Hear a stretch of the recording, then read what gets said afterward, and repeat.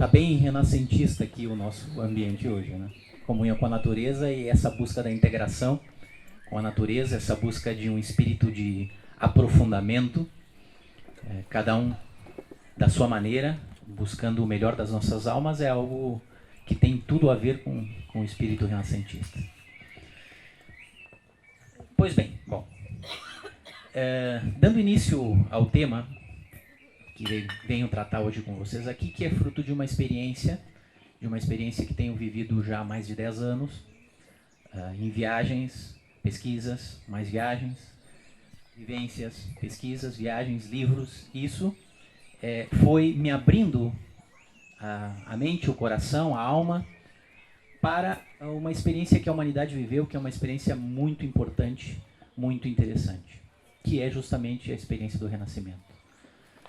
O que pessoas que viveram há 500 anos atrás poderiam nos ensinar?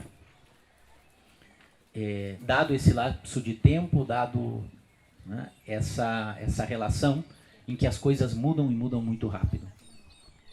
A Renascença foi um movimento cultural tremendamente importante e de muitas transformações, numa época em que o mundo, a Europa, foi resgatada de uma Idade Média e lançada a uma experiência diferente, a uma experiência de aprimoramento humano que é como poucas experiências que o homem teve na sua história. O desenvolvimento de múltiplas habilidades, que a gente conhece muito através da história, um pouco da história que conhecemos dos grandes pintores e grandes artistas do Renascimento, nos demonstra isso. Porém, para além de pintores, para além de obras de arte, o Renascimento produz uma obra que é a obra mais especial que nós poderíamos conceber, que ele constrói, que é o próprio ser humano. Ou seja, o ser humano é essa obra extraordinária que existe como objetivo e como finalidade no Renascimento. Ok? Então, começamos pelo tema que mais nos toca e que mais nos chama a atenção quando o assunto é Renascença, que é a beleza. E a beleza ela é fundamental porque a beleza vai operar no ser humano uma série de aspectos junto à nossa psique, junto à nossa alma, de tremenda e profunda transformação. A beleza ela tem a capacidade de baixar, de fazer com que a nossa ansiedade, os nossos controles, os nossos medos e anseios se tornem leves. E isso vai sendo substituído ou preenchido por um espírito de regozijo, um espírito de alegria profunda. E aos poucos, a beleza consegue fazer isso de maneira natural em cada um de nós. Ela opera isso de forma muito natural e muito espontânea. Né? Com isso, nós não precisamos raciocinar, nós não precisamos pensar sobre uma pintura, ou sobre uma escultura, ou sobre uma obra arquitetônica, ou uma grande igreja extraordinariamente bem construída e decorada, como eram as igrejas renascentistas. Aí, a partir daí, a beleza vai operando isso, e é muito interessante porque a natureza, como nós estamos vendo aqui, ela não aceita vazios, né? Porque o próprio espaço vazio que a gente tem aqui ao redor está sendo preenchido pelo canto dos pássaros. Então, tudo, de alguma maneira, é preenchido. E a beleza, ela ocupa esses espaços, fazendo com que a gente acabe, de alguma forma também, nos tornando mais plenos quando contemplamos a beleza. Os renascentistas chamavam muito a atenção de que nós temos que ter muito cuidado, porque, para além da beleza exterior, que é o que normalmente nos apaixona, é importante que nós possamos contemplar a beleza interior, da essência das coisas, porque essa nos inspira. A paixão, de alguma forma, ela nos aprisiona. Os renascentistas entendiam que apaixonar-se em demasia gera sofrimento, enquanto inspiração, real inspiração pela beleza, nos liberta, nos inspira. Ok? A partir da beleza, evoluímos as visões que o Renascimento trabalha, e trabalha de maneira muito interessante. Na vida, quando nós de alguma forma aprendemos algo, que eu digo destrava a nossa mente para poder contemplar as coisas de forma diferente, para poder ver o mundo de forma diferente, isso nos leva a uma mudança completa de modelo de vida, muitas vezes. A gente acaba transformando nossa vida em base a experiências que são profundas. O Renascimento opera uma mudança, uma transformação, um aprofundamento e uma expansão, não só em visões de uma coisa ou outra na vida de uma pessoa. Transforma a visão de mundo. E aí vem algo muito importante e muito interessante que pode se tornar um grande legado para todos nós, que é essa relação da visão de mundo transformada pelos renascentistas. A gente pode entender, basicamente, que a humanidade, a visão de mundo, nessa época, girava em torno de um eixo de poder, que gerava cultura e ditava os valores da sociedade, que era a nobreza e o clero, como a gente estuda na escola. E esse eixo de dominação entre religião e política, que na realidade não era bem uma política, e sim um plano de exercício de poder e de comando e governo, passa às mãos da própria população e daqueles que vão representar a população naquela época. Não sejam preconceituosos com o termo burgueses, porque são esses que saem dos campos e começam a criar as escolas de ofício. E aí todo o modelo, a religião que tinha uma visão limitada do homem, que ele tinha que ser temente a Deus, cuidar com seus pecados, e toda uma forma traumática e de dor de lidar com a religião, o Renascimento retoma um modelo grego onde o homem, a natureza e Deus são uma coisa só, estão fundidos. Ou seja, ele traz essa natureza divina, como diziam os renascentistas, e como dizia o próprio maior inspirador dessa visão, que foi Platão, para uma forma de vida interior.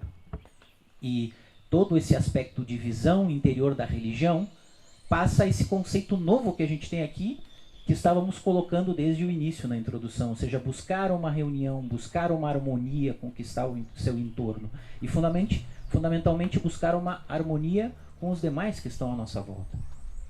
Então aí a gente já vê um conceito de religião e vai ver um conceito de política também, porque nessa época, pasmem, a partir já de 1300, Florença, essa cidade que foi berço do Renascimento, já era uma república.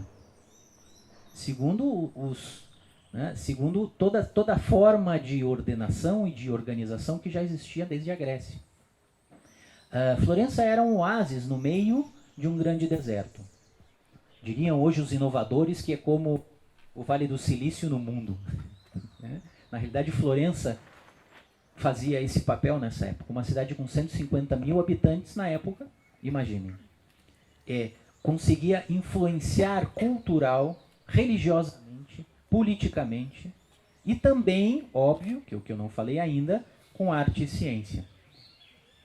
Busque inspiração na natureza. Aqui a gente vai ver a visão integrada entre ciência e arte que fazia com que tantos pintores, escultores, artífices desse grande plano que foi o Renascimento pudessem brilhar tanto e marcar a história com suas obras extraordinárias.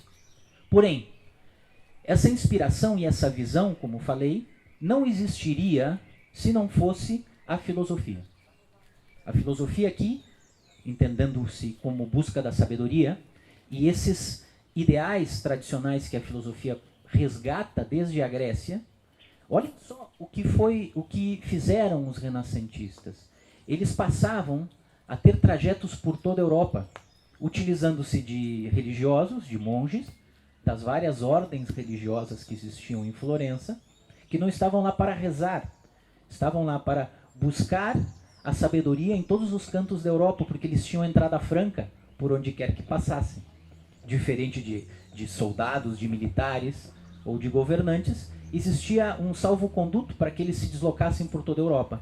Então eles iam resgatando esses principais livros, esses principais textos dos grandes sábios do Ocidente e do Oriente. Ou seja, conseguiram fazer uma fusão entre a tradição grega e romana, tradição helenística como conhecemos, também com textos árabes da filosofia muçulmana e também das tradições judaicas. Isso foi um grande caldeirão de sabedoria que vai passar a inspirar aos renascentistas naquilo que é o eixo de todo o ideal renascentista. Ou seja, que dá justamente a alma e o espírito para que os renascentistas conseguissem construir um plano tão extraordinário. E essa relação da busca da inspiração da natureza, a gente vê muito sobre a vida, por exemplo, de um Leonardo da Vinci.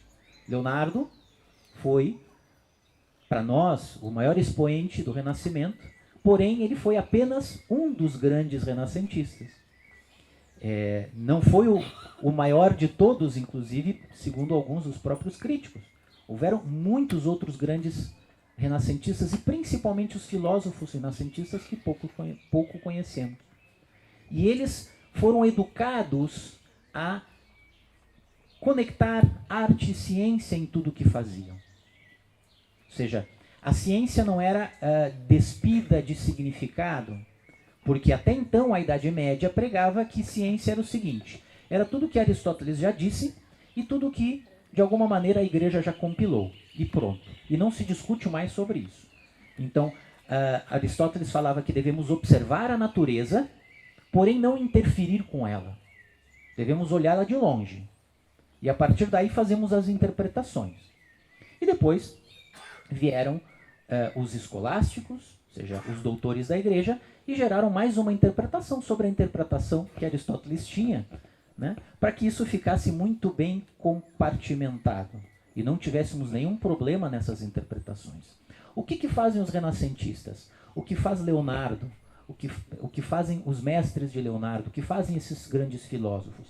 Eles vão direto ao ponto e inauguram algo que para nós hoje é muito natural no processo científico, que é a experimentação. Experimentar. Eu chego e vou fazer a experiência, eu próprio. E mais, quase como um paradigma quântico, porque a experiência estava conectada entre o experimentador e aquilo que ele está experimentando. Havia essa necessidade de um profundo ajuste, de uma sintonia fina entre o que eu vou fazer, aquilo que é importante, o que eu devo perceber de maneira profunda, que nessa experiência, como Leonardo fazia e coloca nos seus desenhos todos, né, onde se diz que foram mais de 100.000 páginas desenhadas e escritas com as observações científicas de Leonardo, que ele fala justamente sobre isso. O quanto ele observava as águas, a natureza, os ventos, os pássaros enquanto alçavam seus voos, de como um objeto mais pesado que o ar pode se deslocar. Ele fala sobre a anatomia, sobre a circulação do sangue, sobre o funcionamento do coração, e tudo isso buscando algo que para os renascentistas era fundamental, e para nós também deve ser. A alma que anima as coisas. O movimento interno e espiritual que anima todas as coisas. Que de alguma maneira é o mesmo princípio. Super quântico isso, né? Uma coisa muito legal de entender o quanto nós influenciamos na experiência daquilo que queremos conhecer. E o quanto nós devemos estar muito bem preparados para poder contemplar aquilo que queremos conhecer. Vocação e profissão, tudo a ver com isso. Os renascentistas me ensinaram que vocação e profissão estão unidos. Aquela questão de estarmos muito preocupados com nossa forma de sobrevivência, sobre o que vamos fazer, e de fazer bem algo que sirva à sociedade, que seja extremamente útil. Os renascentistas entendiam que mais do que uma profissão, nós deveríamos procurar primeiro a vocação. O que a nossa natureza nos chama? Em que a nossa natureza tem a ver com as coisas que estão ao nosso redor? Saber fazer essa leitura era algo importantíssimo para um renascentista. E aí o que faziam? Os jovenzinhos, desde cedo, passavam nas várias escolas de ofício, procurando ver qual que chamava mais a sua atenção, com qual ele se identificava mais. E a partir disso, ali ele começava a desenvolver sua experiência. Então, uns seriam pintores, outros escultores, outros ferreiros, outros boticários. Havia toda uma inovação relacionada aos medicamentos na época, à medicina. Né? Ou seja, com esse processo todo, vocação e profissão estavam extremamente relacionadas e integradas. E nós não podemos entender como elementos separados. Uma vocação, vocatio, é um chamado, entendia o renascentista. E para ouvir esse chamado, nós temos que estar muito bem internamente preparados para que algumas intenções segundas ou terceiras não nos levem a passar às vezes 10, 20 ou 30 anos para nos darmos conta de que o que nós realmente gostaríamos de ter feito e o que nos realiza enquanto seres humanos seria uma outra coisa, que não aquela profissão. A profissão desenvolve uma habilidade técnica, a vocação desenvolve uma habilidade interior. E nós vamos com a vocação descobrindo quem nós realmente somos. E assim faziam os renascentistas. O ideal é um modelo de vida. Para podermos alcançar uma vocação, para podermos alcançar o que nós realmente gostaríamos de ser, há uma necessidade importante de alçar as nossas ideias, os nossos pensamentos e a nossa busca para algo muito elevado. O mais elevado possível, diziam os renascentistas. Ideal significa conjunto de ideias. O renascentista entendia que um conjunto de ideias contemplava fundamentalmente algumas qualidades, que são o bem, o belo, o justo, o verdadeiro. Isso já disse Platão há muito tempo atrás. E a necessidade de buscar em tudo que fazemos sempre essa guia mestra. Isso é bonito, isso é belo, isso é verdadeiro. Não verdadeiro como a última concepção da palavra, porque hoje dizemos cada um de nós tem uma verdade. Cuidado, porque isso às vezes é algo que se infiltra e que os renascentistas já entendiam que isso poderia ser um grande prejuízo. Como dizia Buda, Siddhartha Gautama, tudo a ver com o tema do renascimento, né? A heresia da separatividade. Não podemos nos afirmarmos em acreditar que cada um dos seres humanos tem um ideal e pronto. Não, temos que ter um ideal em comum. E quando todos buscam de alguma forma essas quatro estruturas de virtudes ou de valores universais, como dizia Platão, nós chegamos a esse ideal. E vamos construindo a ideia de um homem universal. Pela primeira vez se lança no Renascimento esse nome, esse título, Homem Universal. Há 500 anos, pessoal. Olha que coisa extraordinária. Mas e o que é um homem universal? É esse, que está conectado com todas as coisas, sim, mas fundamentalmente conectado consigo próprio. Sabendo o que ele quer, sabendo os seus anseios e sabendo das suas habilidades. Como vamos desenvolver nosso verdadeiro potencial se nós não temos uma meta, um caminho a seguir? E se nós, passo a passo, enquanto trilhamos esse caminho, não sabemos que ele está conectado diretamente com a nossa experiência de vida e na construção desse homem universal. O que chama atenção para você se eu pedisse que trouxesse uma imagem que representa o homem universal na Renascença?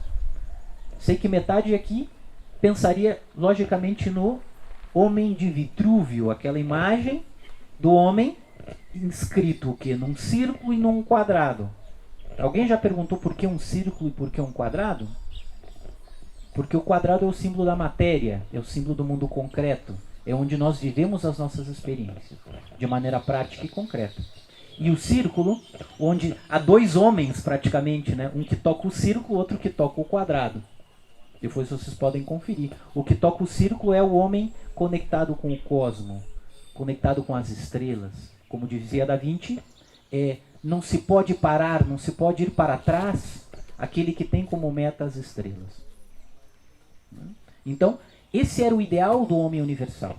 E essa era a ideia trabalhada pelos renascentistas para desenvolver todas as pessoas. Aí estava um método de educação que tem relação direta com os mestres da Renascença.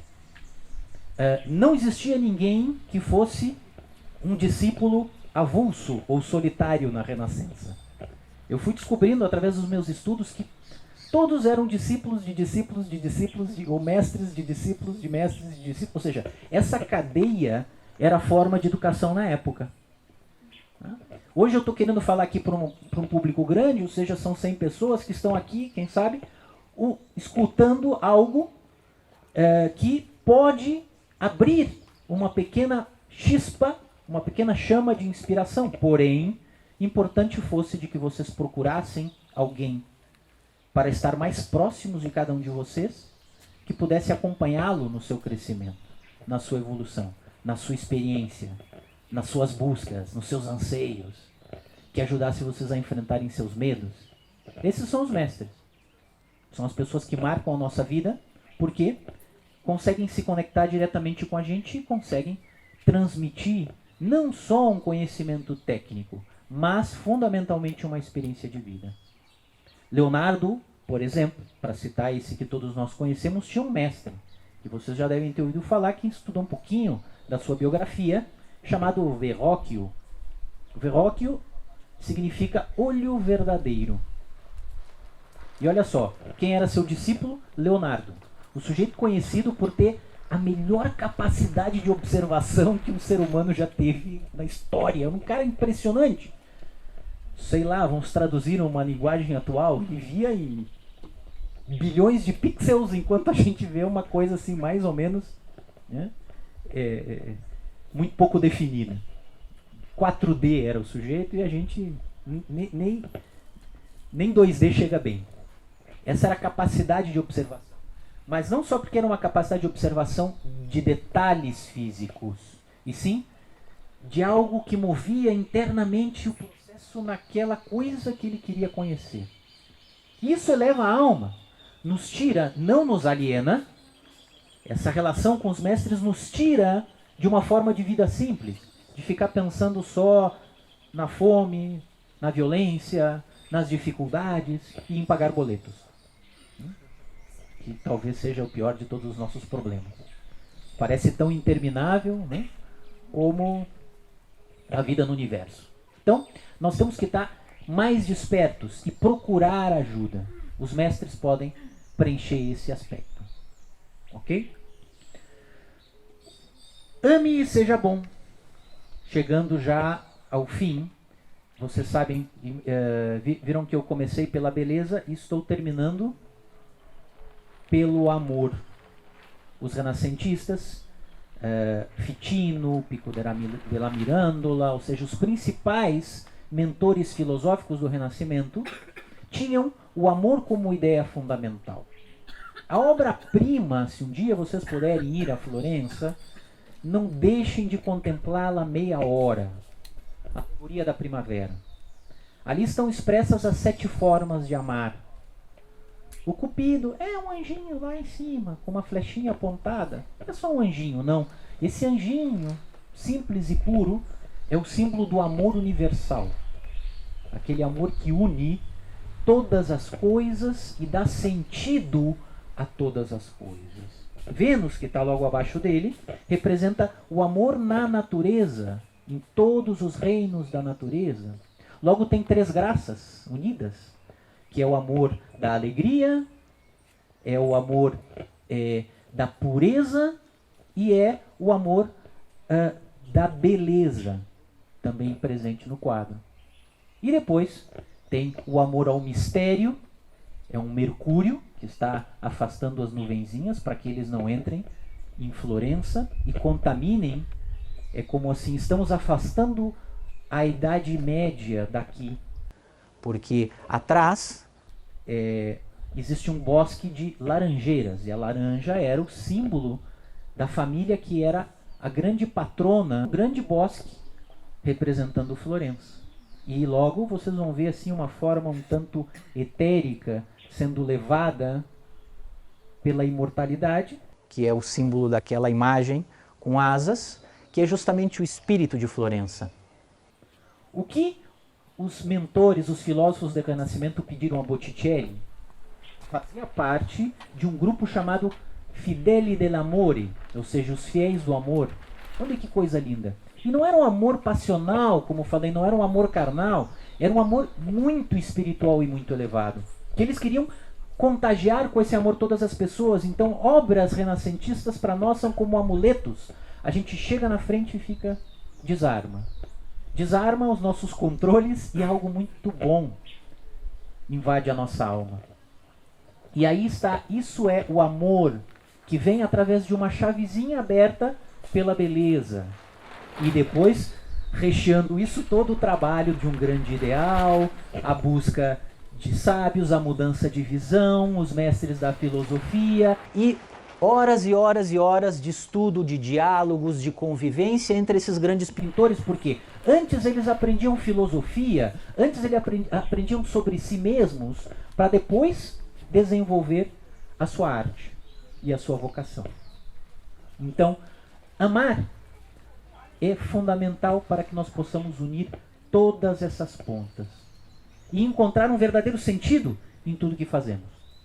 Sem isso, de fato, não poderemos alcançar algo que é um legado extraordinário que nos mostram os renascentistas e que pode ser extremamente útil, extremamente proveitoso para todos nós. Renasça. Todos os dias da sua vida, busque a beleza ao redor. Busque a beleza nas coisas que têm um significado. Busque a beleza, inclusive, nos desafios, nas dificuldades, porque aí também está uma forma de aprendermos como a natureza se manifesta. Busquem visões, romper com visões limitadas na vida de vocês, porque elas podem ter servido em algum momento. Porém, à medida que caminhamos, temos que aprender também a nos desapegar dessas visões, por visões ainda mais profundas, por visões ainda mais significativas para todos nós.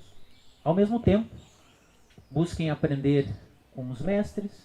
Isso nos dá um certo atalho na vida e nos poupa muitas vezes de muito sofrimento, de muitas coisas que nós poderíamos aprender sem precisar apanhar.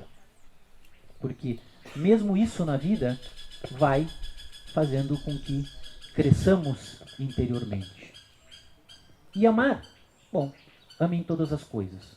Amem todas as pessoas, mesmo aqueles que às vezes vocês acham que não são merecedores do seu amor. Porque só o amor vence o medo, diziam os renascentistas. Só o amor gera o verdadeiro conhecimento e a verdadeira ciência sobre as coisas, diziam os sábios da Renascença.